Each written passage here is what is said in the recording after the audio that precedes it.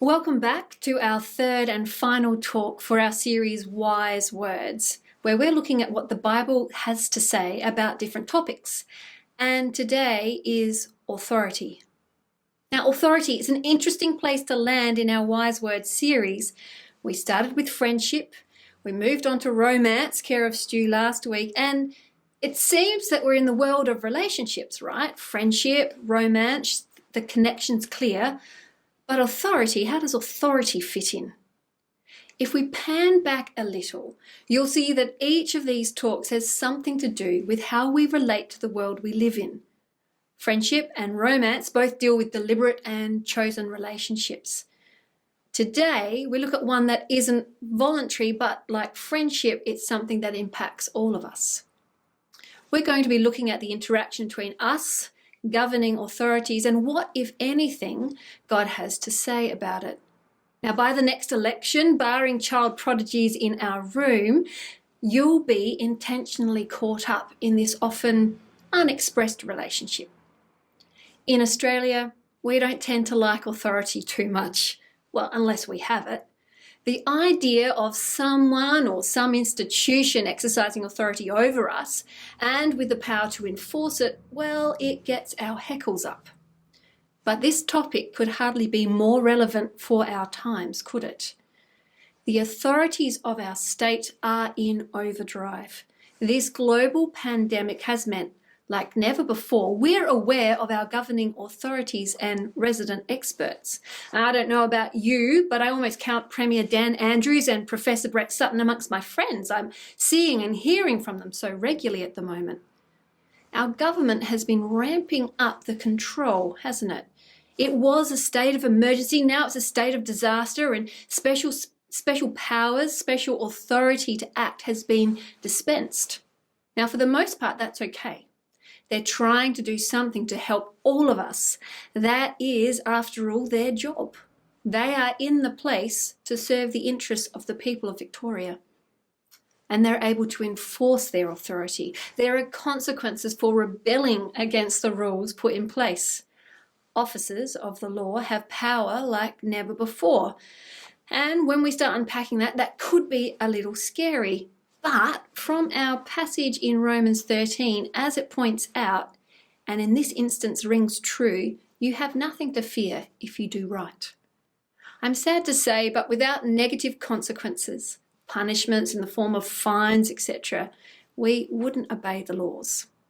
Even conscientious citizens like myself have found ourselves wondering if that new restriction really applies to us.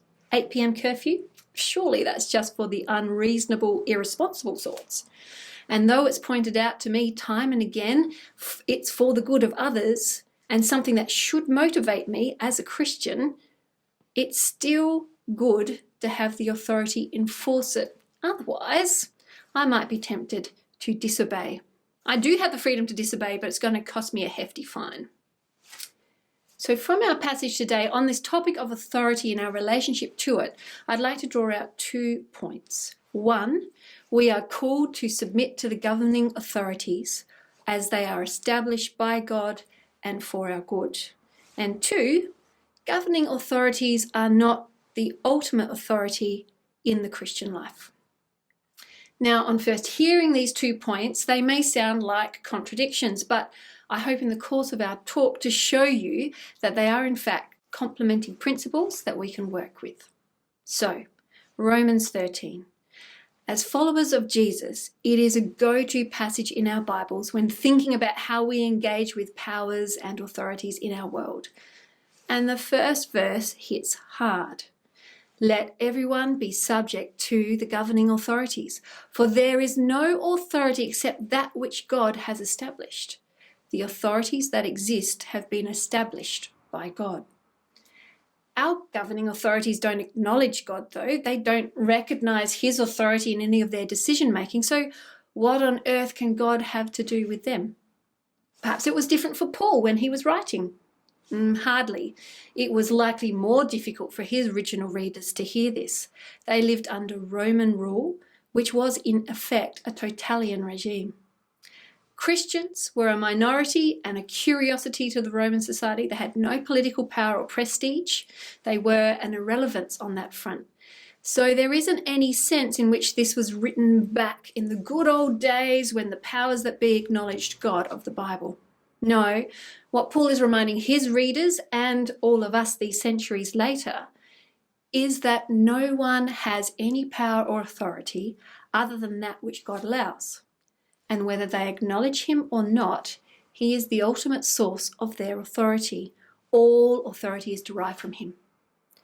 So ultimately, any capacity to govern, any ability to rule and exercise power is made possible and established by God. That is the biblical understanding.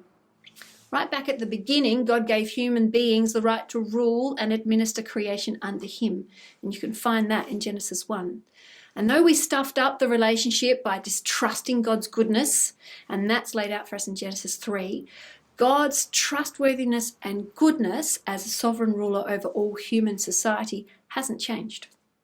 So he is still choosing to work through the ordinariness of human powers to bring about his purposes.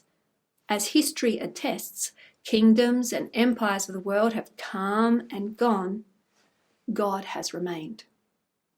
Isaiah 45 outlines God's perspective on earthly powers and authorities helpfully for us.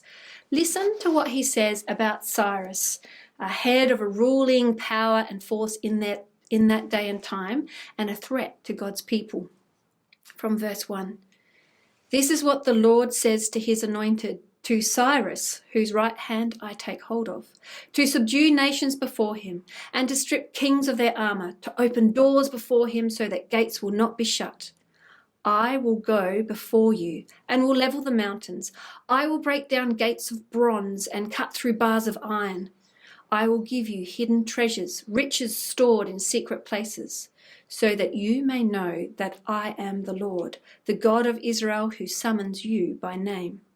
For the sake of Jacob my servant, of Israel my chosen, I summon you by name and bestow on you a title of honor, though you do not acknowledge me.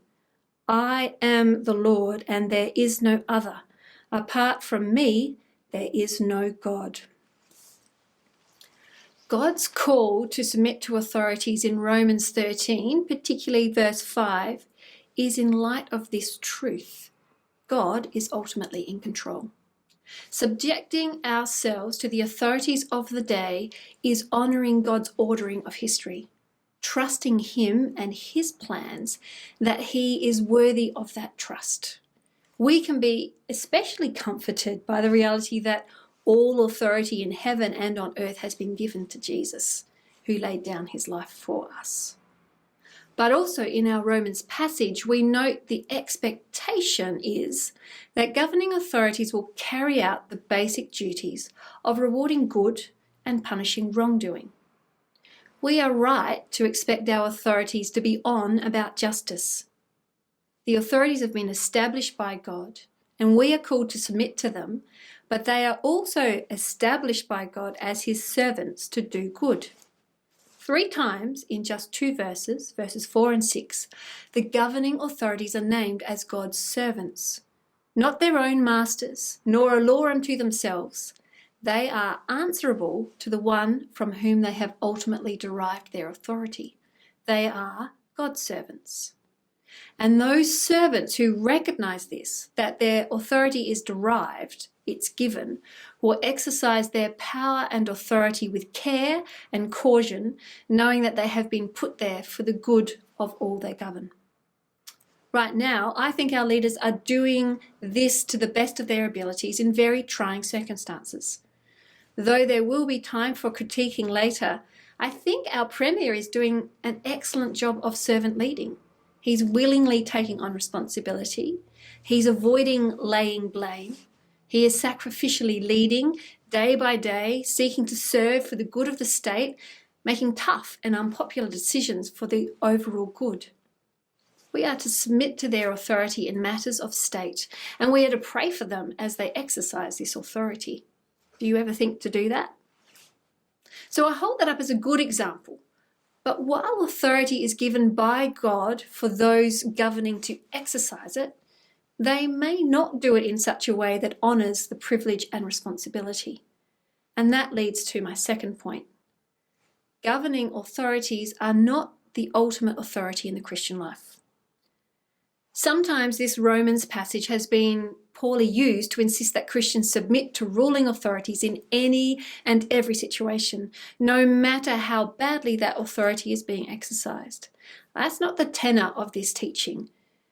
If those in authority are no longer working for a just and civil society, they're no longer promoting good and punishing wrongdoing, but instead promoting evil and persecuting good, then we cannot consider them obedient servants of God and can instead expect, as God's people, to resist them.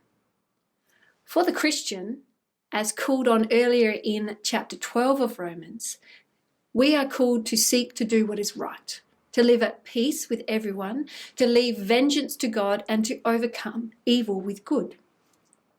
Our allegiance is first to God, first and foremost, and to his Son, Jesus Christ. And his governing principle is love. It is this principle that dictates how we engage with our earthly authorities.